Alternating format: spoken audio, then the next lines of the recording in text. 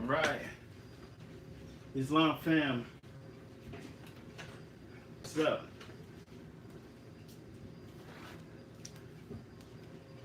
What's up, everybody? What's up? Hey, so what's up, man? To everybody tuning in, to anybody new tuning in, um, just gonna build real quick on the importance of studying more science. Why we study more science? Why we would study the Holy Quran, the Noble Drew Ali wrote. Go to study groups, go to a more science temple, do any of those types of things, really. And just gonna hit on a few things really quick and make this vision interested in it, whether they're just somewhat interested into it or you know that they're just open-minded, even if they don't consider themselves more. You can refer them to this, okay? So basically, right, this is gonna let everybody know, just give you a heads up on why the whole Moorish divine and national movement is important, okay? And why even bother with it? Especially with all this information floating around out there. Okay, in this day and age, you got the information age, right? The age of Aquarius. So everything's out there, everything's online. Why study more science? So many options, right? So I've been on this for years. I mean, years and years and years ago, like 13 or so years ago, converted to Islam, took the Shahada with my family and everything. Okay, so and then just kept growing from there. Kept researching, studying self, studying all different schools of thoughts, pretty much, especially the ones coming out of North America and the East, and everywhere. So it's been a journey, continually learning and improving. And what does this have to do with you? How does this come to more science? Well, I started studying more science back before this YouTube thing blew up. Back when we were still doing old-fashioned stuff like reading books, going to libraries, um, when you couldn't just sit on and watch a YouTube video and learn about everything, and you actually had to go out and meet people and do stuff like that, and go to other places, travel, stuff like that. And I wound up coming into more science, and it made a lot of sense, right? For me, you have to be careful because there's so much going on now. Even if you're coming into the whole Moorish paradigm, within that alone, you have a whole lot of different schools of thoughts being mixed into it. Um, you had this movement that's probably like 30 something years old, something like 30 years old, 40 years old, where it's been getting a lot of traction and becoming a worldwide, nationwide thing called the sovereignty movement or the sovereign citizens movement or whatever they call it, right? And they're mostly people of Caucasian descent, and they're just like getting into the issues with the birth certificates, and just different things like that, where a lot of the stuff has truth to it. I'm not knocking it. I'm not even saying there's no truth to any of the information they're dealing with. It's just that, they mixed it in, or not they mixed it in, other people took it and mixed it in to the whole Moorish ideology, the paradigm, and what was brought forth by the Moorish Science Temple of America. They mixed that stuff in and went off and formed, their own offshoots or their own branches, or just didn't even form groups. They're just out passing this information around and spreading. So when you go online, you hear all types of stuff. People saying you can get the money off your birth certificate, all types of things, and it's crazy. It's wild because the FBI is compiling lists of all this stuff. Putting all these things together. The whole black identity extremist list, and they don't care what people call themselves, more, black, whatever. They don't care. They put them on that list, and they're like, well, they actually have in their own terminology, when they describe these groups, they're saying they're mixing the Moorish ideology from the Moorish Science Temple and putting it in you know, with stuff from the sovereign citizens movement or blah blah blah, wherever they're mixing stuff in from, and they're profiling everything, you know, and so like it's crazy because they're making a distinction between the Moorish Science Temple and all this other stuff. So it's like you have to get the source for whatever information you're getting that's floating around. Even for me, even if you're watching these videos, even if you're on the moorishinamerica.com website, it doesn't matter where you're at. You know, I'm listing sources on the website, but still, you need to go and check that out, and then you should check that out too, and even see where that's coming from. Okay, because everything has a skewed point of view. Everything might not be reliable, and it's just like you want to know what you're getting into, especially with stuff like that. Have some kind of idea where it's coming from, so you know what you're dealing with.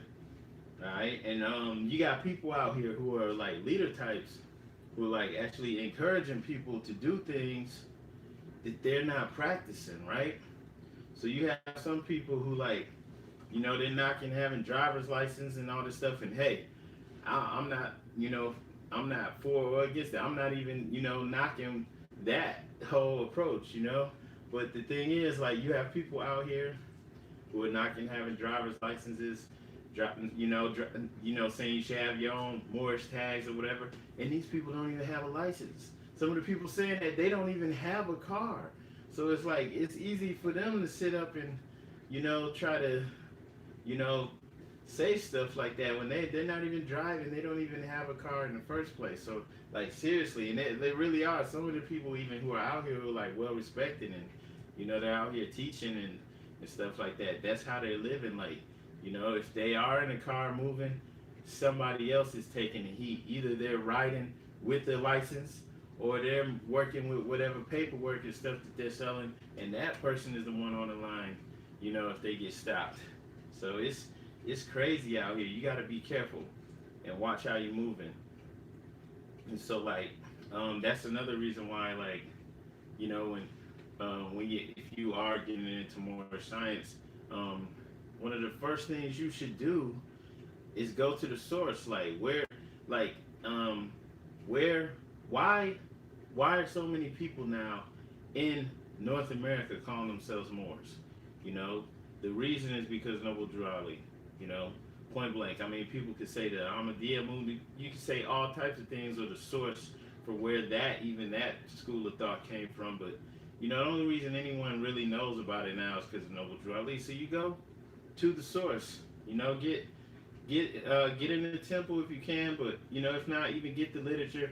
You know, read the Constitution, read the Quran, read, you know, what Noble Drew Ali actually brought, so that you have an idea of the structure and things that were actually set up.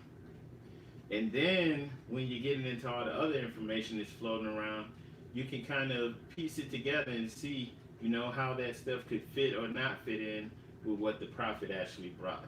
Okay? I think the Moorish Science Temple of America is really important because, you know, it's a tool that hasn't fully been activated yet. You know, hasn't reached its potential, right? And the literature, you know, like the Quran, like, you know, people might take this stuff for granted, not realizing that, you know, because of things like ecclesiastical law, it's like we actually have our own holy book and our own laws, all right? And it's real, our own government. And even though there's still work to be done, you know, it's very real and very powerful. And I definitely recommend everyone studying it for themselves, okay?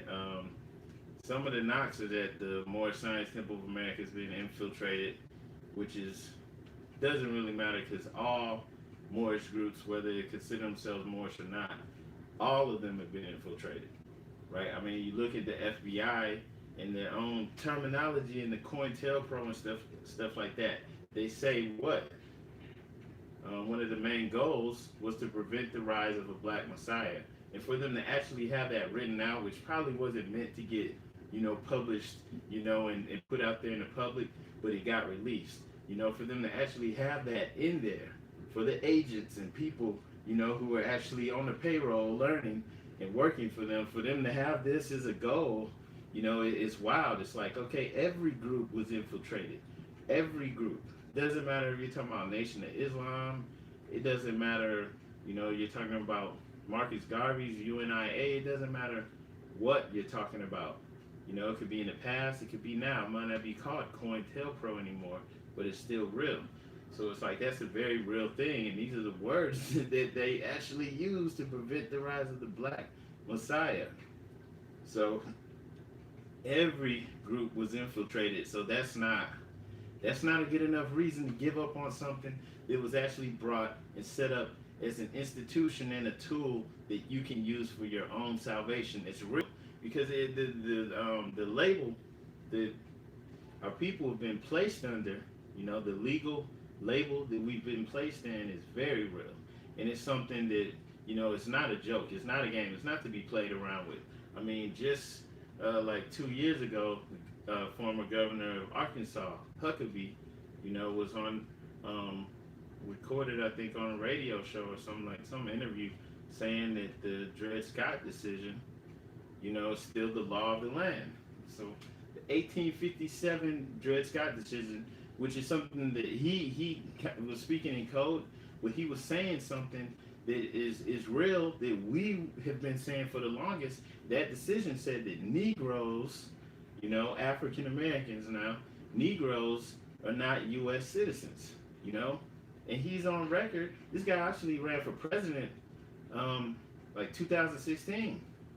So he ran for president recently, tried to get that nomination. So like, this is a guy who was running for president, who's governor, who's saying the Dred Scott decision is still the law of the land. We're not U.S. citizens. That's what he's saying, right? And it's crazy because people are still running with the black label. People that are leaders and all this stuff still running with it, still pushing it. You have to question even their loyalty, or you have to question, if they're actually for us, if they haven't been bought off or paid off or infiltrated, because it's like, why would anyone be pushing that, knowing that this label is a slave label? It's at the bottom of a caste system, and as long as you're going under that, there's nowhere you can go. You're civiliter mortus. You're dead in the eyes of the law. Okay. We actually have an institution set up for us to correct our situation. To tie us back in to our forefathers. Okay, our mothers, our foremothers. And it's real. So it doesn't matter that the institution, got stagnated, that it got infiltrated. It doesn't mean it's trash. I mean, it didn't reach its potential. Okay, so then you have people saying, attending is like, putting you in another church, another religion. But it's like, come on, man.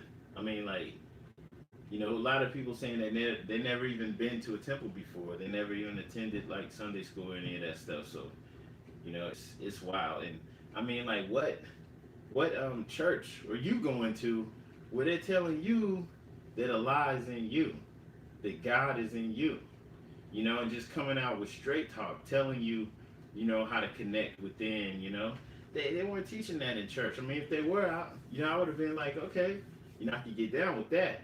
But, I was falling asleep in church. I never liked going to church, and that's one of the reasons why it wasn't enough spiritual food in there for me. So, they weren't teaching that. And like, I mean, I know within the Bible, the Quran, all the holy books, you have truth in there, and but it's hidden, it's symbolic, so you have to be able to, you have to be astute, you have to get up there, you have to get some wisdom to be able to look at the Bible and know that Lot and his wife walking around and trying to get away from a horrible situation, his wife looking back, turning into a pillar of salt. You have to be wise to know that salt is a preservative, okay, and that her looking back and turning into a pillar of salt is just symbolic of you looking back on a situation that you're leaving. You looking back into the past will preserve you in that state. Daniel and the lions. Then Daniel, faced with danger of being eaten by lions that's been starved. That's letting you know that the lions whatever your fears and doubts, worries are, your troubles, the troubles of the world. It's all mental, you know. And Daniel's you, the lions are you. So that's letting you know to go within, to ignore your troubles, you know, or they will devour you.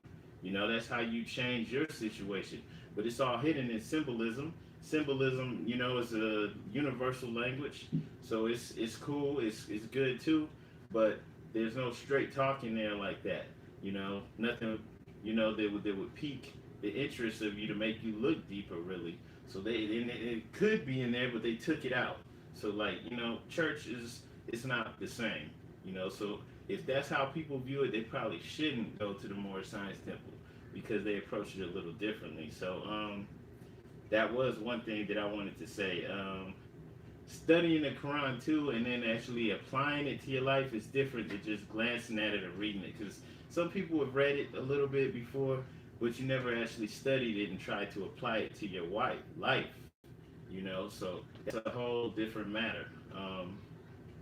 And I just wanted to hit on that because I know some people, especially people that feel like they're conscious, you know, they think that, you know, that it's trying to lock you down into another religion, and it's completely different than that. So, you know, it's amazing too because it's like, you know, Noble Drew Ali said he came to reveal all the secrets, or to reveal the veil, okay, remove the veil, and like in so many ways, like that truly has been done. I mean, like there really are no more secrets left, especially as far as like um, the fraternal organizations, you know, things like the, you know, Freemasons. You don't have to join a lodge or anything like that to get this wisdom and knowledge. Everything's available now. Everything is known.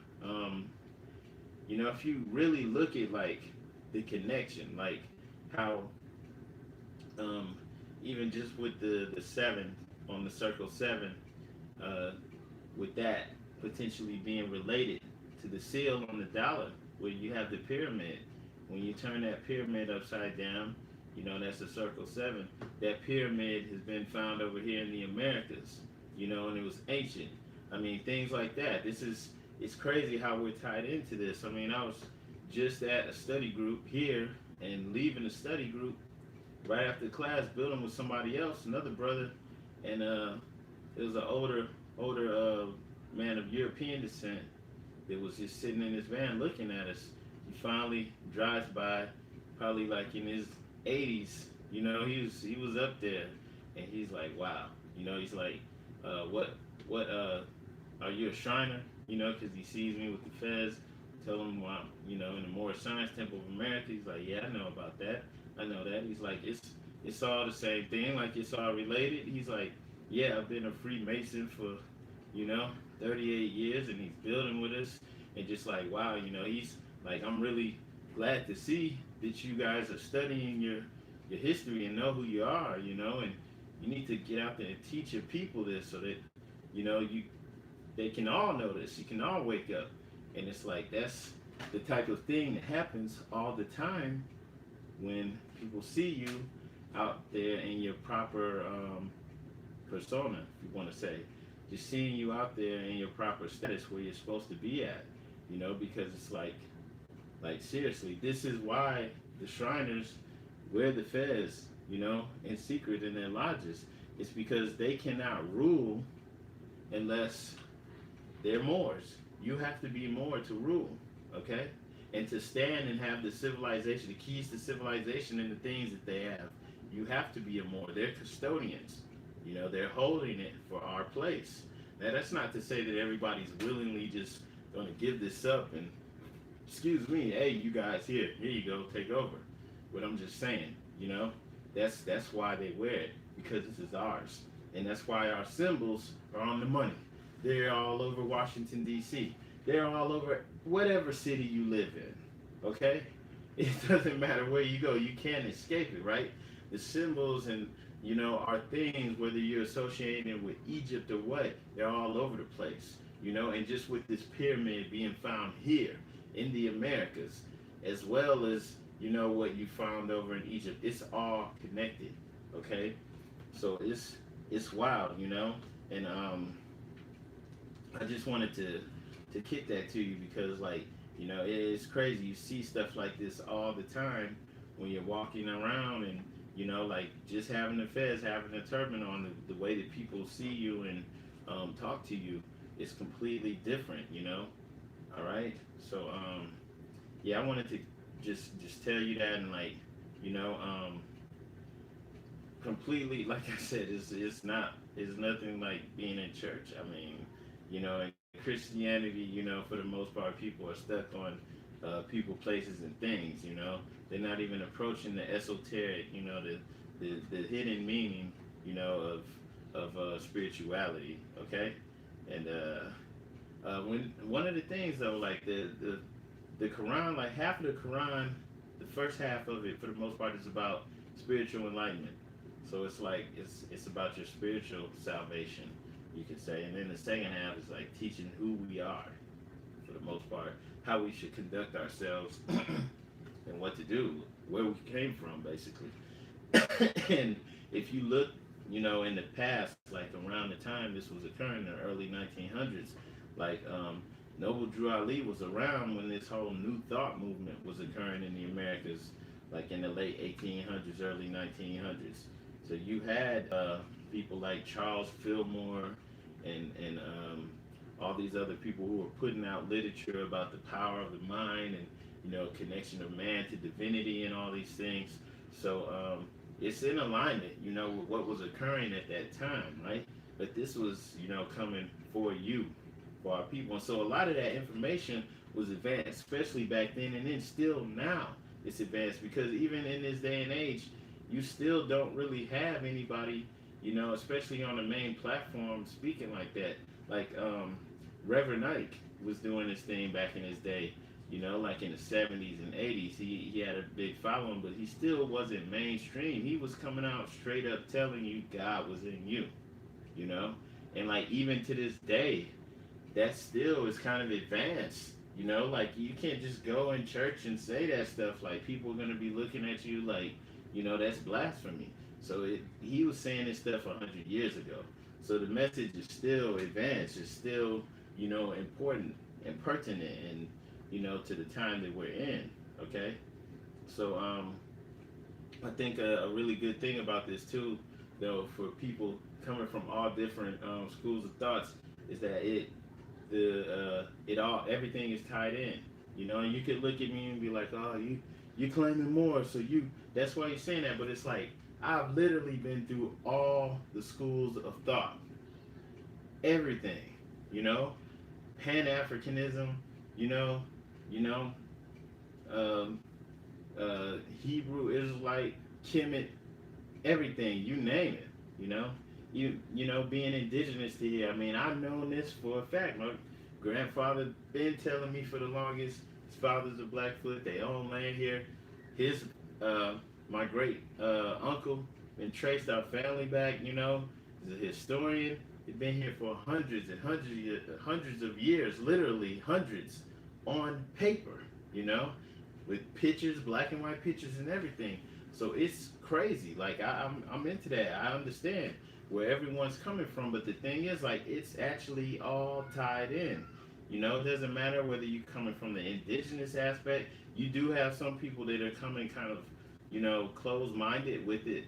But I mean, with as far as they're like, oh, we're Algonquin, we're this and that, but they weren't Moors or they ain't practice Islam, and they don't really understand what being a Moor is or what it means. They're not thinking about the pyramid, that's another thing. Check out the video on this channel. We're talking about the pyramid that was found here. See the pyramid on the thumbnail for it. It was found here in Ecuador. The eye of Horus on it. 13 steps, just like the one on $1. So being Algonquin doesn't tie you into that. They're not thinking on that level. They're not even going that deep with it. So if you just look at the Holy Quran, it ties all that stuff in, like literally. Okay. But you do have that aspect out there, especially now with the people saying the African Americans aren't African and all this stuff. They're like, well, Indians weren't Moors. But even when you look at that stuff, like, what were the Europeans saying when they were coming here? in ancient and modern Britons. William Penn, founder of Pennsylvania, talking about how him and the other settlers, colonists, were calling the Indians Moors, Indians, and Negroes interchangeably, right? Right. So all this was occurring, and you have so much literature about this. You have so many pictures and paintings about this. I mean, literally all over Holland. You know, the Dutch, the Germans. They were like left and right depicting and painting the Indians and making statues and stuff of the Indians and calling them Moors, Moorian, Indian Moorian. It actually having those two words together describing the same figure of a dark skinned person who's supposed to be a Native American and calling it an Indian Moorian. Okay, and so I'm not making this stuff up. And of course, you have the internet, so you can go and look this stuff up yourself. But I mean, like literally, this is what they were saying. Okay, and I mean, you know, if you really like look at it, like for the most part, like most, especially the modern incarnations of these tribes, you know, like the Cherokee and whatnot, they don't actually have a direct connection to the actual pyramids. And when you say pyramids, I mean, of course, we have pyramids in Central America. Everybody knows about those, but there are pyramids all up throughout the so-called, the nowadays United States, Central South America, on down through Brazil. Okay, stuff that they know is there because they can see it with the satellite imagery, but it's like in the jungle, in the Amazon, right? There's pyramids all over here. We call them mounds, but they're pyramids. Okay, and so these modern incarnations of the tribes, you know, they don't have actual connections to these pyramids. They didn't build them. You know, the pyramids are built on the ley lines of the earth. These are the earth has energy grids on it, and they're all built on them. And then they're built in alignment with the stars in the sky. Okay, so like they don't know how that was done, and they don't have direct connection to it. But there's an even more ancient people who did, and who those people from the tribe are the descendants of them. Okay, so and then this stuff is like is very real. And then the people who you know who tend to cover this type of information up and things that are found here, connecting the indigenous to the artifacts and stuff that's found here that's not supposed to, tend to be Shriners. They tend to be wearing the fez in secret. Okay, so even that plays into effect. All right, when you look at the fact that the people who are covering the stuff up, you know, who put in the symbols and stuff like all over the place on your dollars and stuff like that are Shriners. When you look at the, like there's a meme, maybe I could put it up, where you have J. Edgar Hoover, right? You know what I'm saying? Hoover, if you know who he is, FBI, COINTELPRO, and a whole bunch of other like heads of states and people like this, they're all Shriners. They're all wearing this stuff, but they're covering it up. And that guy was directly going after the Black Messiah, and he's wearing the fez in secret, okay? So all this stuff is tied in together. In the Quran, in chapter 47, right? Right there, we're going to go there. There's some key stuff in there that actually ties in all of this together, and I'm going to make sense out of this for you in just a second, right? Okay, so first off, right, in chapter 47, Egypt, the capital empire of the Dominion of Africa, right? In here, you're told that basically that our ancestors came from the land of Canaan, right? So this is like tying us in to the ancient Hebrews, okay? And it's saying that basically it's also telling you that the ancient name of Africa was Amexem. Okay, so this is why you'll hear people calling the Americas Amexem, calling Africa Amexem. This is where it's coming from. So it's saying that the Moabites from the land of Moab, who received permission from the pharaohs of Egypt to settle and inhabit northwest Africa, they were the founders and are the true possessors of the present Moroccan Empire. Okay, and when it's saying the Moabites, it's talking about us.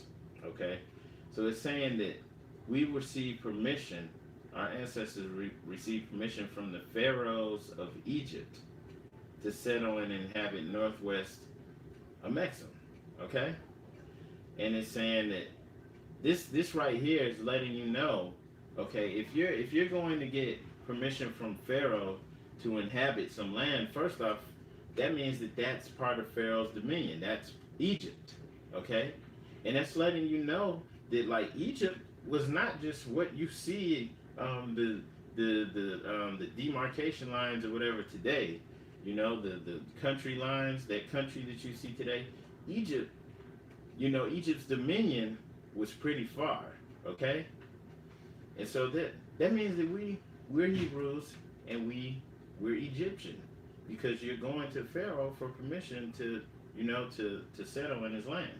And it's saying their dominion and inhabitation extended from northeast and southwest Africa across the great Atlantis, even into the present North, South, and Central America, and also Mexico and the Atlantis Islands before the great earthquake which caused the Atlantic Ocean. Okay, so this is telling you that all of this is Egypt.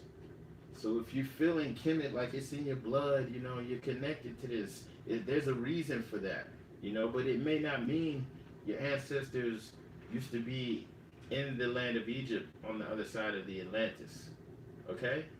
Egypt was here too. All right? And I'll talk about that in a second.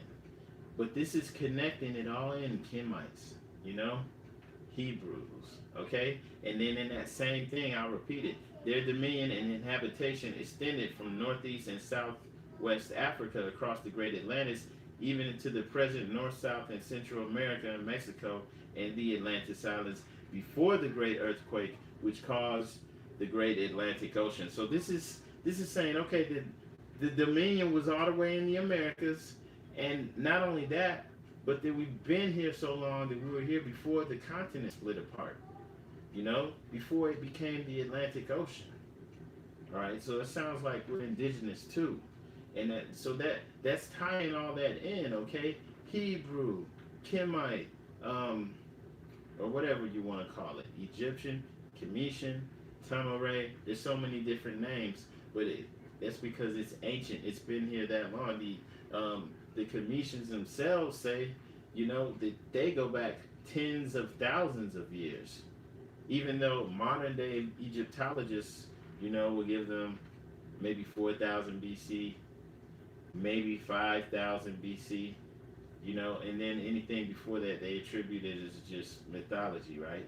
They themselves say they go back far. So, okay, this is saying all of this was Egypt, all right? That's one way of putting it, a Mexim. And so that's tying all of that in, okay? So whatever these schools of thoughts you're coming from, it's not saying that you're wrong, and it's not saying you got to be Hebrew. Oh, I'm not a Moor. No, bro. All of this stuff is tied in. Being a Moor is what ties you in as a Hebrew. Being a Moor is what makes you indigenous to the land. Being a Moor is what makes you an ancient Egyptian. Okay? It's saying it right here, but then the actual artifacts and things are being found, and some of the stuff slips through the cracks and gets exposed before it can be, explained away or hidden. There's truth to all this. Okay? There's actually truth to all this. So, this is how it's all tied in, right? The Hebrew, Kemet, Moabites, all of them are under Pharaoh's dominion. They all went to Pharaoh to receive permission to inhabit northwest Mexim, okay? So they're coming from the land of Canaan, the Canaanites, Hebrews. They got permission from the Pharaoh. So this was part of Egypt. And it, explaining all of that. So everything is tied in, right? And then if you're getting permission, where he's got Heru on his shoulders, the wings are coming down. That's Heru on his shoulders. That's the higher self. So that's letting you know he's in tune with his higher self. He's living with it, straight up. So this is tying all that stuff in.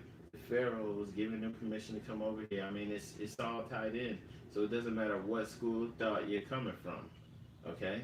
And you can, just, it's kind of like common sense, when you think about it. Like if all the Native Americans are supposed to be like of the Asian stock, when you say Asian, they're thinking of the people they call Mongoloid. They're using that like it's a scientific term. I don't know if that's offensive or not. But if everybody was of that stock, then you know, how come? Okay, the oldest civilizations, all right, and then if everybody's of this stock that came over to Bering Strait, how come you don't find the older civilizations in Canada or in Upper Canada? Not knocking Canada or Canaan land, not knocking it, but I'm saying, because that's the Northwest Gate, Almagrava, Alaska, up there in Alaska. I'm not knocking that, but I'm saying, how come, like, where you have the Eskimos and the people who look like that?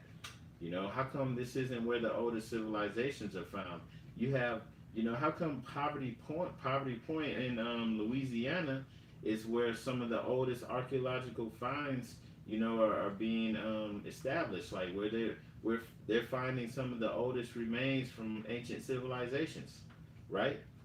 And then of course, Mexico, Belize, Central America, you have the pyramids, the ruins from the Olmec, Olmeca civilization, right? Okay, and then of course you have pyramids all up and throughout North America, especially the United States. And I'm saying pyramids. They call them mounds, but they're pyramids. And then you have Cahokia, and then right down the Mississippi from Cahokia, like St. Louis used to be called Mound City. It was actually called Mound City for a long time. And in Ohio, we have mounds all over Ohio. The Serpent Mounds are well known, and then the one in Miamisburg, it's a huge pyramid, right? So the Quran connects all of this stuff, all right? And it even shows you why all of this was found over here. It makes sense if you're looking at it like from this point of view, you know? You actually do have some element that came over as POWs. You have descendants of Moorish Spain who actually left, okay, left after the Spanish Inquisition, where you have the backlash against everyone of Moorish descent, right? All the Jews and Muslims are being persecuted. You have people who did go into Africa and who did eventually become enslaved. They were actually on their tail, when things flipped. Because, like, you have, like, okay, rule, 800 years of rule from 711 to 1491. So you have nearly 800 years of rule, and you have whole entire generations of people that are of mixed descent who resent them. They're not looking at them, and happy. Like if you're the child, the son or daughter of some Moorish man's concubine, and say he's got like 20 or 30, European concubines, and you don't have any rights to his land. You're not getting his money or land or inheriting, anything really of value from him. You're not looking at him, as somebody that's great, so there's a lot of resentment. So they created a whole class of people, Moriscos, people who didn't rock with them, and a lot of them, probably the majority of them, sided with the whiter Europeans, their whiter cousins, and that's how they were actually able to eventually defeat them, and that's one of the main reasons why it was able to fall. They created a class of Europeans who were, stronger and fused with their blood, who turned against them, and eventually turned over all the secrets. That's how 1491 it falls. Granada finally signs over, the empire, and they're leaving. And then the very next year, 1492, oh, they're coming over here to the Americas. Columbus coming right over here. They're able to get into the vaults. They're able to get, now the situation's flipped from now. Now they're able to get into, the secret, the maps and things that were being kept from them. And now they know about this land over here. Okay, and so that's how that happened. And, it created all these Moriscos who basically hated them, right? Europe got a hold of the secrets, and they came over here with the knowledge and information, okay? So, this is how being a Moor connects you to Africa. In antiquity, it connects you to, ancient Egypt, being a Hebrew, being an ancient indigenous, autonomous American, all of this stuff, right? You know, and there's tons of information online. I mean, there's so much stuff online. You have descriptions of, you know, ancient Americans wearing fezzes. You know, I mean, you'll see things that have no sources and stuff like, you know, memes. You know, showing the Easter Island heads. You know, with dark skin, having a big red hat.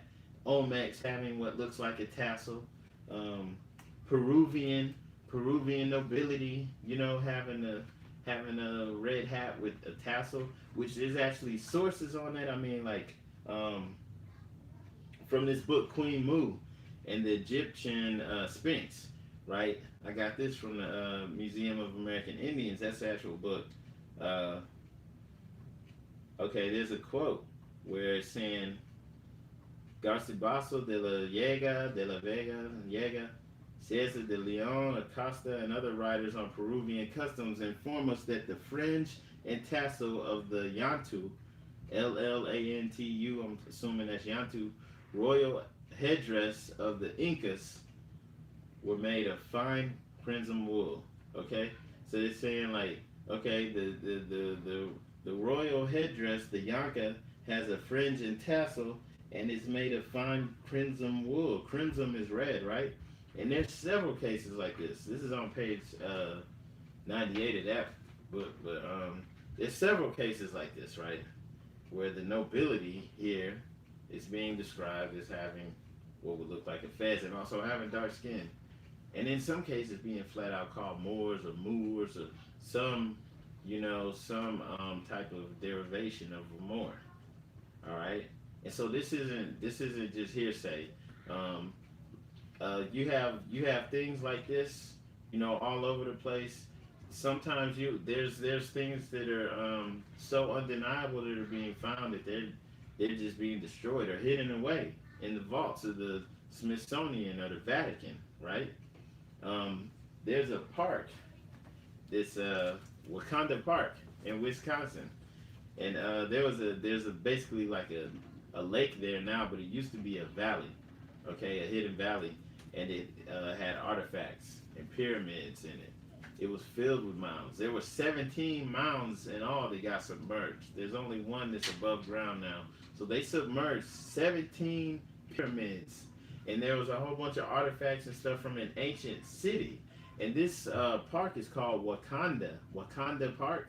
It's in Wakanda, you know, Black Panther, the movie in that ironic. There's a ton of Wakandas here in America. There's a Wakanda in Illinois, Wakanda, like the one I was just saying, in Wisconsin, North and South Dakota, Minnesota. Okay, so this was a word in many different Native American tribes. So in that Wakanda Park, though, there were 17 pyramids that they submerged with the lake and with a man-made lake. Okay, when they like dam the river, and they do this all the time. You know, they do it all the time. A lot of times, if they don't just submerge it, they'll just put a golf course there. You know, and it's like restricted access, so they don't, you know, want people like us coming in there. And they even do this in Egypt, across the river or across the Atlantic Ocean, the Atlantic River. Okay, Lower Nubia was flooded, you know, on purpose. Okay, in Egypt. Okay, when they built the Aswan Dam, there were people living there. They moved them, and there were a whole bunch of relics and things that were like obviously us, and they flooded it on purpose, right? So, and then the crazy thing is like I was saying earlier, a lot of the people who participate in these cover-ups are Shriners, right? And I'm not knocking the Shriners, the Lodge, or any of that stuff, but it's just real. Just gotta be honest. Real is what real is. Shriners, for the most part, declare, okay, they declare that Allah is the God of our fathers, right? So they know that we're their fathers, of course, and that's why they're wearing the fez, and they swear allegiance and an oath, you know, to Allah, all right?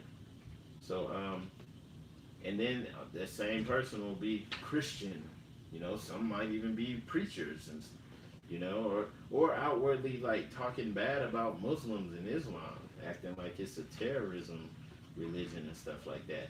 But yet, they're saying this in the lodge in secret, right?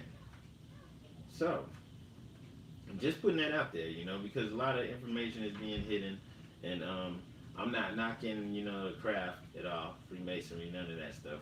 I'm just pointing out the connection, you know. You have pyramids all over the Americas. Then you have that pyramid stone. You have to see the video that's on this channel. The actual pyramid stone, about that big, found in Ecuador, has 13 steps like the one on the dollar, and then the Eye of Horus at the top, right? Right? How you gonna have that here in the Americas, and it's ancient, okay? And the only reason we know about that is because there's people of European descent who are out here doing research, archaeologists and stuff like that, who want to get the information out. They know that holding down who we are, holding us down, trying to keep the secret is holding down everything. It's stagnating everything. And so people like this put it out there. That's the only reason we know. But it's like, how can they explain that away? You have something ancient like this, that looks like it's from Egypt, which could only be found over here if this stuff was true. If this stuff is true, talking about, what I was just reading, chapter 47, that dominion and habitation extended from northeast and southwest Africa, a Mexum, across the great Atlantis, even into the present North, South, and Central America, and also Mexico and the Atlantis Islands, before the great earthquake which caused the Atlantic Ocean. This pyramid being found here in Ecuador could only make sense if this is true. And why wouldn't it make sense? Why wouldn't it be true? Like the ancient Egyptians can build this huge pyramid, these huge pyramids in alignment with the stars, with Sirius. The technology and methods that they use still aren't understood to this day, and so much more. Buildings, with huge, humongous, like high up ceilings that are built with mathematics based off the Fibonacci, spiral and sequence and stuff like that. And they're, this advanced, but they couldn't sail around. They couldn't cross an ocean if need be. Please. So the only way these things these anomalies could be true and be what they actually are is if what's in the Quran is true. And if what's in the Quran is true, then we are, what we think we are, what we say we are, and this is how, because we're Moors. You are Hebrew. You are Algonquin or whatever you're saying you are, because you're Moor. All right, that's how they got over here. That's how long they've been over here, since before the continent split up. You could have had several identities since then. Just because people are approaching it from a limited point of view. I know they're only thinking, oh, Moors only been here since 7-Eleven, they're Islam, and you're thinking the modern incarnation of Islam instead of Sufism, esoteric point of view, instead of seeing Islam means peace, salam, shalom. Instead of thinking like that, you're taking it from a limited point of view and applying that to the Moorish paradigm, which is not true at all. This is where the mysticism and all this stuff comes from. The Moorish paradigm is way deeper than that. Yes, it goes back into antiquity. Yes, we built those pyramids and these ones. And that's why you're finding this stuff all over the place. And it's getting to the point where it can't be hidden anymore. So, all of this is connected to us being Moors. And that's why Noble Drew Ali tells us to honor our mothers and fathers. That's how you get out of this mess. In the questionnaire, number 42, question 42 is saying, what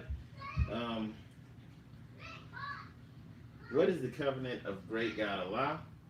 And it's honor thy father and thy mother, that thy days may be long upon the earth, which the Lord thy God Allah hath given thee. So that's what you have to do. How do you honor your father and mother? By being what you truly are. So if you're Hebrew, if you're whatever you're claiming to be, you're an American Indian or whatever you want to claim, this is how you are, because you're Moor. All right, that ties you into the ancient of ancient, okay? Because even before you were, of whatever tribe or whatever you're claiming, we were Moors.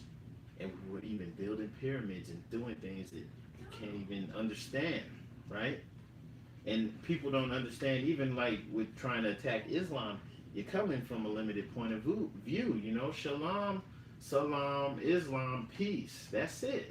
You know, that's the ancient old time religion. Okay?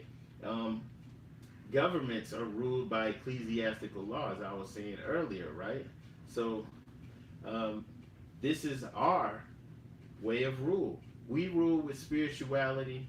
Our sciences are based off of spirituality, the unseen.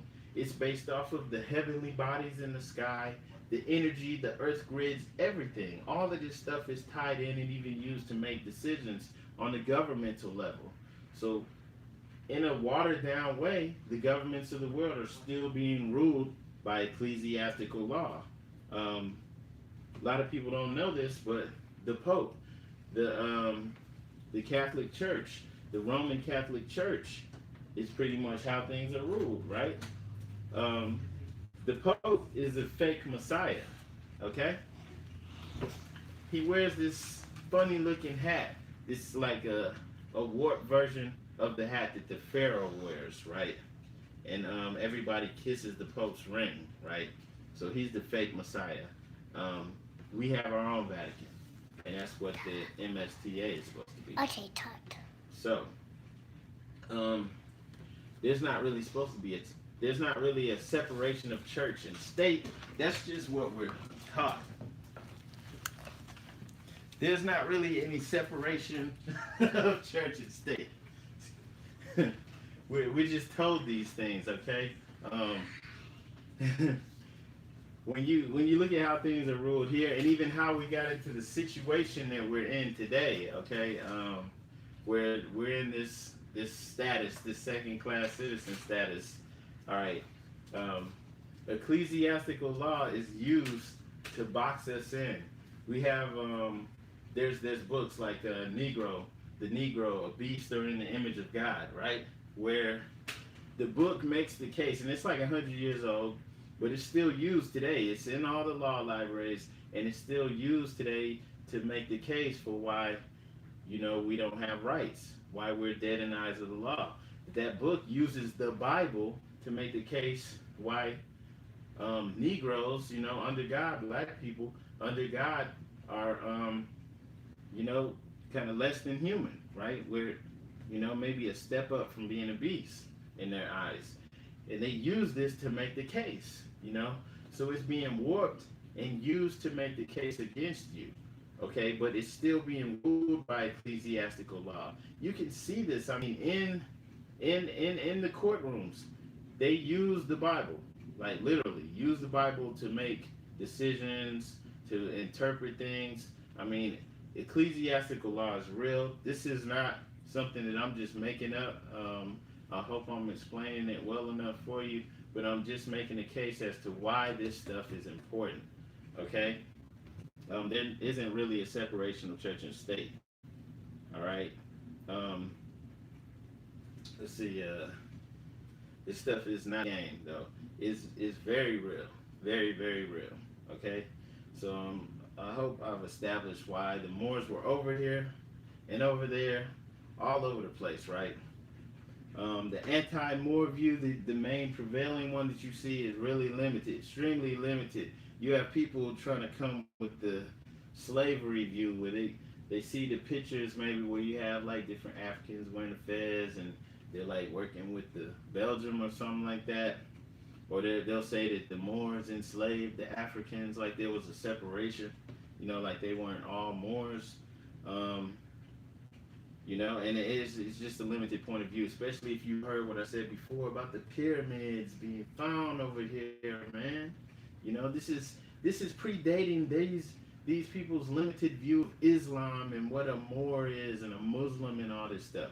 You know, it's just like a really limited way of looking at things, and it doesn't truly explain the Moorish paradigm, you know, or who or what we are.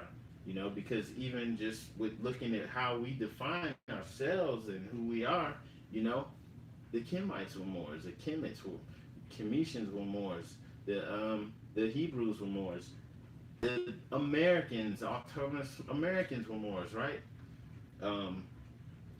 And the fact that you actually have, you know, artifacts and things being found over here that are lining up with the stuff that's in this book is amazing, right? Um, I'm not gonna mention like Atlantis or Lemuria or anything like that because, like, I mean, I don't want to get too far out there, but I could suggest, you know, a whole bunch of sources and things written by Europeans, you know, who are taking this stuff seriously, who are thinking outside the box, who could, you know, tell you this themselves, all right? And they may not come out and tell you who you are, but anyone who's looking at this stuff can see. I mean, you can connect the dots. It's pretty easy to see, you know. So what I, you know, what I really wanted to say though, like, it's just that anyone who's looking at this, you know, from a stagnated point of view, you know, not with an enlightened, you know, point of view, this is our divine birthright, you know, and this is what ties us into the ancient of ancient, okay? And having that actual temple is something that we can use as a vehicle to gain our salvation. I get where some people are coming from. People are fed up. Um, a lot of people don't know that this is ours. They've never heard of it. They didn't teach you about Noble Drew Ali. There's a few people they didn't teach you about in school, you know, and he's one of the main ones. All right, and there's a reason for it, you know. And when people don't know that you have something that's yours, they're not fighting for it. You know, if you just hear somebody say, "Oh, it's been infiltrated," and then that's it. They just give up. You know, "Oh, I ain't gonna mess with it." They said it's you know, it's whack up in there. And so people not even like thinking, okay, we need to fix it then. We need to fix it from within. You know, because if something's yours, you're gonna fight for it. You're not gonna just give up like that. All right. And like with the whole thing with the ecclesiastical law, back to that. Okay, with the Roman Catholic Church, the Papal Bull of 1455 is the one that actually sanctioned, where the Pope sanctioned slavery. You know, and the wording was to, you know, they wanted to invade and vanquish all Africans, right? All Moors. Okay, so you like this stuff is real, and it's still real even to this day. And that was Pope Nicholas V of Portugal. You actually have laws written like the Negro Law of South Carolina, where it's saying regarding Negroes' rights and disabilities. Okay, the term is confined to the term Negro is confined to slave Africans and their descendants. It does not embrace the free inhabitants of Africa, such as the Egyptians, Moors, or the Negro Asiatics. Okay, and this was just one example of how they boxed you in, like legally, right? Um, and you can look that up. And in that book too, I was saying Negro Beast in the Image of God. That was by Charles Carroll, written in 1900, so it's really old. But that the Negro Law of South Carolina, that was not written by some obscure, you know, like crazy person, somebody who was just racist. That was written in 1848, and it was by John Belton O'Neill. This guy was an elected official, a lawmaker. He was also a judge on the precursor to the Supreme Court in South Carolina. You know, so it was real, and it's not written just by some crazy person. This is like, you know, the type of information that was being put out there by us, right? And so this is, you know, this is like real. This is real. The Negro problem is a real thing, you know, and you know, you guys got to take this stuff seriously. There was an Alabama senator who, in 2011, he was caught on a wiretap, the FBI sting, calling us Aborigines, right?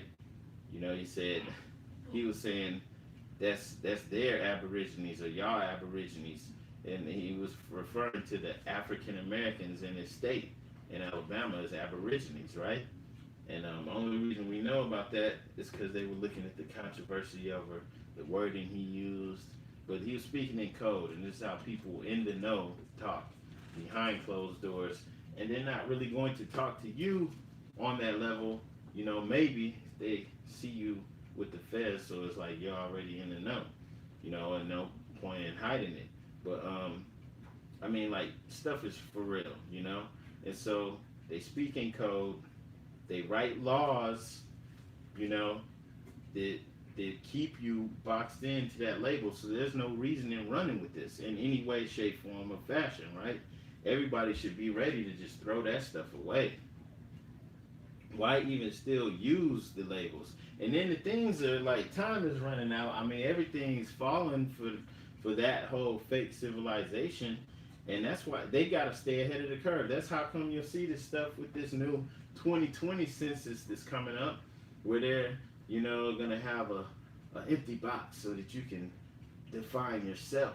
You know, and I've seen people online who are heavy into the whole African Americans ain't African thing, and they're on the indigenous Indian tribal thing, and they're like, wow, we can claim that, we can let them know who we are, we can define ourselves. And it's like, man, they just trying to figure out where we're at mentally. They want to know what we're up to, because they're calling us aborigines behind closed doors. They know, the pyramids and seals are ours, the stuff on that dollar is ours. They've got artifacts and things here proving it. So this is who we are. They're wearing our stuff in secret, okay? They're using our symbols and stuff in secret. And so it's like, it's a real thing, and it's like, all of this stuff is, they're just trying to figure out where we are with it. How close we are to it, okay? And so that's one thing. They're just trying to stay ahead of the curve, because they have to change up the labels they use for us every 20, 30 years. Okay? So, they must know that this stuff isn't going to last for long. And they're just trying to see how close we are to actually doing it. Okay? And, man, I hope that's, that case has been hammered home to you guys. Anybody that's still on the fence, I mean, if you're looking at stuff like Roots, like stuff like that, a lot of people don't realize how big of a role that whole Roots miniseries, and then all the films and stuff that they made after it, played as a part in removing us from our ancestral heritage here in the Americas. It was used as mind programming, because even like in the 70s, when that was coming out and playing on TV, even though people had been getting told, and taught in the schools that their ancestors came through slavery in Africa, you still had a lot of people who, just like my family, would have been like, oh, we're Blackfoot, but we've been owning land for a long time, X, Y, and Z. You still had that connection from the elders saying that we were, tribal indigenous to the land. But what happened with that, that played all over the place. I mean, the book, of course, was, all over the place, but the TV show was a huge deal, right? It played all over the country. It went overseas, and come to find out that it was a fraud. It was a straight up fraud. Alex Haley even acknowledged, he had to, like in court, they had so much proof of him, straight up copying even the words, out of the book. It was written by a Caucasian man, right? It was a novel called The African, right? But anyway, he sued Haley. Haley eventually acknowledged the plagiarism and settled out of court. Gave him, stack of money for that. And they're still, I mean, they didn't stop them from pushing Roots, and making remakes of it. Halle Berry had a remake with her, and now they got one with T.I. in it. So they're still pushing that story, right? And I mean, that worked a lot. I mean, that worked. People saw it, they got into it emotionally, and they romanticized with that. The whole, we came through slavery and chains and all this stuff, and we survived. So, people found a way to take pride in that, and, bought it. In addition to being taught this in the schools. Okay? So that was a straight up lie, though. And even that wasn't even his story. He used his own family to fit into the story that somebody else had written, as a fictional novel called The African. Okay? So, saying that to say this, we cannot rise if we continue to ignore our birthright, and then continue to entertain hearsay and all the other stuff that's going on, Even within our own ranks, within the Moorish paradigm, there's division, and I mean, that's just something that we have to work on. People have to put aside differences and everything and come together, you know, on the real. Like there's so much in play right now. I mean, there are people. I'm not even gonna act like there's no one who's doing this. There are people who are ready, who aren't worried about all of that stuff, who are putting it together. So I'm not really gonna say that much more on that. But yeah, I do want to acknowledge one thing though with the people out there who are like gung ho with it, who's out here like telling the Europeans you have no jurisdiction over me and doing all that stuff. Is like I feel you, I feel where you're coming from, you know. But it's like there's some of the strategies and things we need to go back to the drawing board on. Some of that stuff shouldn't really be getting put out there like that because like well, for the most part, people that are doing you're solo. Like nobody's gonna ride for you, right? Like you're out there by yourself if you're doing that, right? You can get hemmed up, and then nobody's gonna come and help you, right? And so like that's one reason why I would advise people, to chill on that.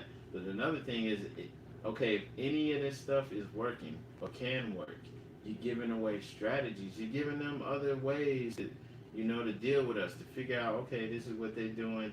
Okay, well, we just gonna start locking people up for this. We just gonna start calling them X, Y, Z, and making it a crime and locking them up. You know, and so like we gotta be better. With that. I'm not really trying to get into that. Because like I said, I feel where you're coming from. But for the most part, like should just stick to what Drew Ali's saying when he's telling you not to be out here causing confusion, showing your nationality card and all this stuff. Like, it's best not to do that, even right now, here and now, because you had the people who held it down for 100 years, but then you also had people who did nothing except keep this stuff alive. They didn't, push and get people in office and do the things that should have been done already by now, right? So, we're what we're supposed to have is a Moorish community, at least a few. Even if all you have was one, just one Moorish neighborhood that have Moorish city council, and they're passing Moorish resolutions, things to benefit us. Then some of the people could be like, yo, you don't have jurisdiction over me. This is where I go. This is who I report to. Okay? And you could legitimately say that because, like, we have to have law and order. I mean, we stand on the 5 principles, right? So, we have to have our own police, our own, law enforcement, our own military, our own all of that stuff. Department of Motor Vehicles, whatever we feel is necessary. We're supposed to have our own. So, you can't really truly be out here saying that. But even with that, I'm not trying to really get into that. I'm just saying, like, there's still some work to do. And there's people who weren't on it, or who were pushing against the people who were about it. And so that's how come it didn't get done in all this time. Okay? So, and then I know a lot of people know this stuff, or they really, been heavy on it, and so they're not trying to hear that, chill on that, but I'm just coming like at it because I've been on it for some years too, and I know what I'm talking about. So, there was a lady, man, who had like gotten locked up, man. They hit her with like 30 years. I mean, like 20 something, nearly 30 years. And they like charged her with squatting in the house. Like they like the punishment did not fit the alleged crime, right? The punishment seemed extreme and unusual and extreme punishment, right? So somehow the judge figured out a way to get her, for doing that, and she was in a mansion, and so it's like, and then I saw this guy talking on Facebook, like he said he was a boyfriend, I guess they had kids together, and he's like upset, and he was saying they were following somebody who's like really popular teacher that I'm not gonna put his name out there or anything, but they were following that guy, and upset that she got locked up, and he offered no help or anything like to try to legally try to try to fix that situation. So it's like it's crazy, you know. Now I mean I'm saying alleged because I don't know if that's true. Maybe I don't know. And then I also don't want to put that guy's name out there because he does a lot of good work. A lot of people wouldn't even know about the Moorish, nationality and stuff if it wasn't for him and other people like him out here teaching people, you know. But that's what I'm saying. Like, especially the people that's online, telling people, oh, you doing this, you videotaping while you talking to the cops and all this stuff. It's like, look, you may be on it. You may even be able to get away with doing that stuff, but the next person can't. Somebody in Memphis who just looking at the video and ain't even really on it, ain't even really, reading and doing all this, everything they need to do, they're gonna get caught up. And you could be like, well, that ain't on me. But at the same time, like, that's not good strategy. That's not good, to be out here, especially people who are potential assets, to the community. If they, like, are sincere and want to, to improve our conditions, on the positive note, you're out here showing them what you're doing, and they're gonna take it and try to do it and get locked up. That's not good. Okay, it's not smart. So that's what I'm saying. Like if you into that stuff, man, nobody really has your back out here. So don't get caught up with that. So and then like a lot of people just watching the videos, like I could be out here sharing all the sources, and most people ain't gonna look that stuff up. People just don't really, they're not gonna do that. You're just sharing a lot of the stuff like the consulate courts, making your own IDs and doing all of that stuff. A lot of that stuff is just like it's not moving us forward as a people, and then it's just gonna get a lot of people caught up. Already getting people caught up, because they're not gonna be on it maybe like you are, okay? And people aren't gonna study that hard or go to the sources. They just gonna take it and run with it. And then some of that info is sovereign citizen rhetoric, and it doesn't fit us, okay? Like the people that are doing that stuff, they're like bucking at the cops. They have militia groups. That's not us. You know what I'm saying? That's them. That's not us. They're crazy. Like, that's for them. Like, you can't even legally sometimes walk around with a gun, doing nothing wrong. You know? So, like, that's all I'm saying. Some of the stuff is kind of reckless, and I would just stay away from that, you know. Um,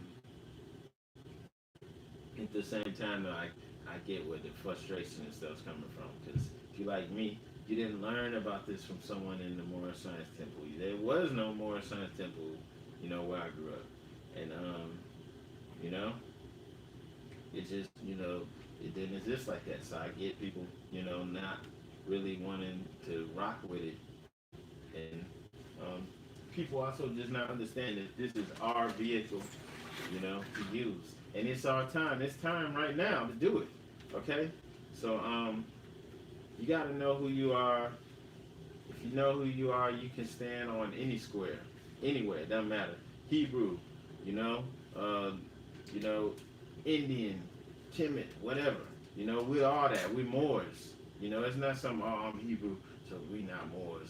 We were, Cherokee, they more Moors, they didn't do Islam or whatever. Nah. The only reason you are that stuff is because you're Moor, and I proved it. And we could go even deeper into that if you want. I mean, like, you have Mansa Musa described coming over here and bringing elephants with him, right? Right? So you had trade going back and forth, and on top of that, we were already here before the great earthquake, okay? All right, and it doesn't make sense why pyramids would be found over here, especially the one in Ecuador. Why was that found over here, right? And then that one in particular, on that stone with the 13 steps and the Eye of Horus at the top, okay? On the bottom of that pyramid, you got an inscription that's got like a script, an ancient script on it. That same script, or those same type of letters, have been found hieroglyphics, been found all over the world, been found in St. Louis, been found in, places in Europe and Africa, in Japan, all over the world. So we had a worldwide language, which means we were all speaking one language, which means we've been here that long. Literally, not figuratively, okay? And if you look at it like that, I mean, this, let's see, people can say this is hearsay or whatever, but like, this is pseudo information. But I'm writing a book on this, and there's nothing wrong with looking at all the information around you, actually doing research on it, and pointing it out, and also pointing out how it aligns, with what Noble Drew Ali brought forth. But if that, we're the national treasure. Okay, we're the national treasure. In that movie with Nicolas Cage, he's all going around like Indiana Jones, going all these places, and he's looking at all these artifacts and stuff. And at the end of the movie, right, there's this secret Egyptian room that's under this church, the Unity Church in New York, right? And they go into the room, the doors open up, it's like got ancient technology, and it's got all these Egyptian artifacts in it. So in the movie, they just like, wow, that doesn't fit. That's weird, but they're looking at it like it's worth all this money. It's priceless, okay? But like, this is a fictional story, but at the same time, it's hidden right in your face. And even in that movie, he's looking at the pyramid on the dollar and looking at all these Freemasonic symbols to find this stuff, right? No story, but on the other end, this is true, this is you, because they're actually finding this stuff in real life, out here in the streets. Once again, people can say this stuff is pseudo, whatever, but research shows that it's not really pseudo information. Okay, there's actually some Europeans out there that want to get the truth out because they know it's stagnating them, and it's more of us, people like me, what I'm doing, and more like me need to get out here and write books and do research. So that's what I'm doing. For example, though, in a real newspaper on April 5th, 1908, on the front page, okay, of the Arizona Gazette, meaning it was a big deal, front page, you had the story about the two Smithsonian archaeologists who verified Egyptian artifacts that were found in the Grand Canyon, right? And this was on the front page of the newspaper in Arizona, the Arizona Gazette, and it's real, as far as that's concerned. And that don't mean they ain't try to go back and retract it and, lie about the stuff later on, but you have several leak out, for whatever reasons, people want to get that information out, and if you want to believe, that later on, like when they come back and retract the statement, oh no, nothing happened. If you want to believe that, that's fine. But I'm telling you, like this stuff isn't pseudo. Nothing that I'm saying is pseudo. It just, because this is connecting the dots and putting things together, doesn't mean that I'm reaching or anything like that. It's just, got eyes, can see, and I, know what's going on. And anyone, you can look at Anthony Browder's work. It's just obvious that the United States, is based off of Egypt. Everything is the White House. That's where the Pharaoh lived in Egypt. Casablanca in Morocco. What do you think Casablanca means? That's White House, right? So, it's hidden right in your face, right? The Cherokee, doesn't tie you into this. That pyramid stone, that ancient language, this worldwide language. The Cherokee had their own language. They didn't speak the worldwide unified language, okay? So I'm not knocking that. I'm Blackfoot. Claiming that, though, is cool. That's a part of me, but that doesn't tie you in to your ancient forefathers and foremothers who were just speaking one language, who were here before the continent split up. So this even predates that. And like I said, who knows how many identities it took even to get to that point where they were considered Blackfoot and now considered Black American, right? Several identity changes, okay? Several things happen because it's been here that long, okay? That's how far back being a Moor takes you to, okay? So nobody else is discussing this stuff either, man, Like, especially with that pyramid, like nobody... especially not in the conscious community. I never heard anyone, speak about it. They'd probably be talking about it now, but nobody was talking about that, right? Nobody was putting that information out there, or maybe just didn't know about it, Seriously, the only one I heard speaking anything about it was this German dude, okay? So, and that's crazy because that ties us in, it directly ties us in. So, You know, anybody that's not talking about business, you know, opening business, commerce, doing stuff like this, is a waste of time. You know, I mean, seriously, you know, that's what we have to be on. We have to, you know, be out here, be industrious, make the most out of what we have. Anyone talking about, you know, fighting jurisdiction and stuff like that, I'm not saying that they have jurisdiction over us, you know, but just from a real standpoint, you know, if you can't make a phone call and have military backup, okay, you're under occupation, all right?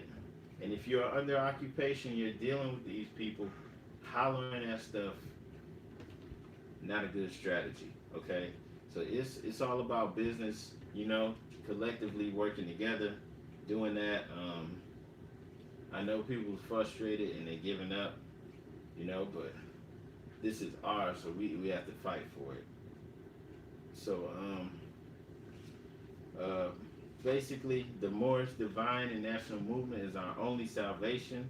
Um, Negro is beast status, basically, you know, and God deemed you a beast, you know, ecclesiastical law, you know, that's it. So, like, if you, you know, if you're a black African American, okay, and I'm not talking about if you just claiming you're more and you're over here by yourself. I'm talking about collectively, you know, like there's no salvation for the Negro. This how come the KKK was out here burning the crosses to let you know you have no salvation. Okay, you have no sanctuary. All right. So you know, and we have to participate. We have to be at the table with men. You know, doing what we're supposed to do. So that's that's really what I wanted to hammer on, hammer home, hit at. Um, just wanted to get that out there, and hopefully everybody understands and sees where we're coming from. Okay. Yeah, I mean, take it from me. Like I went to Brazil, lived there for 5 years because I was fed up. You know, everybody else though was just complaining. You know, people, everybody like, oh, we want to leave. We want to go to Africa. We want to go to the Caribbean. Just people, everybody wanted to leave. Everybody's complaining and tired of it. We did it, okay?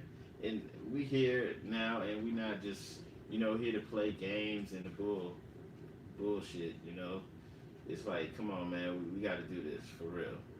You know, I ain't come back here to be a slave, to be a beast, and just not do anything about it. Okay, not here to fight or debate or do any negative, you know, BS. We're here to rise, to build up, you know, to be about the five principles and do what we're supposed to do, man. And civilization, Western civilization is crumbling from within. And I'm not the one saying this. This is what they're saying, okay? They're writing books about it, the death of the Western Empire, the fall of Western civilization. They're, you know, they know, okay? So let's rise up. You know, it's no time for BS. Okay, so that's pretty much it. I do want to verbalize this though, right? Okay, there's nothing wrong with pointing out the, you know, different cases and connecting the dots, so to say, that that in many ways validate the Holy Quran, divinely prepared by Prophet Noble Drew Ali. Nothing wrong with that at all. You know, I don't even get why there would be any pushback to what's being said, especially from someone who's taken a scholarly approach to it and actually doing research, you know. But I have to verbalize this and state my case, you know, for others out there who might try to like come against what's being said, you know, just out of ignorance. They're coming from a, you know, a stagnated point of view, you know. You got people just about that old school religious, you know, approach to the whole Moorish paradigm, you know, and I'm not talking about the old time religion of peace. I'm talking about the old Christian church, you know, way of looking at things. So you can't fault me for pointing out cases from our culture and history and society that's lining up with what Noble Drew Ali brought, you know, because that's actually what you're supposed to do, okay? So, yeah, like I said, I just had to verbalize that because there's actually people out there who have like that point of view of things, and I'm just, you know, putting it out there. I know what I'm doing. So, anybody who, you know, is interested in the info, please refer them to this. If they have any questions, what it's about, you know, why it could apply to you. And we stand on love, truth, peace, freedom, and justice. And that's pretty much what I wanted to say. That's it. Big ups to everybody out there. Much love. Peace.